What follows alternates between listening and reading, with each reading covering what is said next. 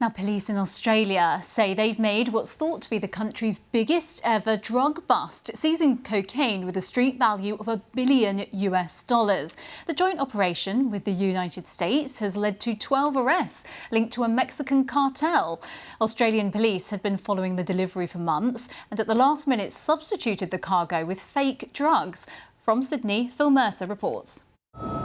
Australian police say the drugs were intercepted by US authorities off the coast of Ecuador in November.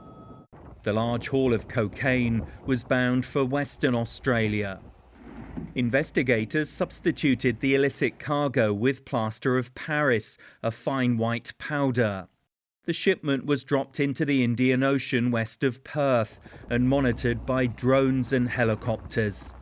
Over a number of weeks, our officers from the Transnational Serious and Organised Crime Squad and other officers assisted to reconstruct those identical packages and drop 1.2 tonne of those drugs into the ocean, 40 miles off the coast. Over the next few days, the police watched as a criminal syndicate with alleged links to a Mexican cartel used 2 boats to find and retrieve the consignment. Surveillance images show one of the vessels towing the other after it had washed up on a beach where 2 men were arrested. Other suspected members of the gang were later detained at a harbour in Perth, the Western Australian state capital. The police also stopped a vehicle on a highway several hundred kilometres away, where they found a large amount of cash. 12 people have been arrested, including a 39-year-old man from the United States.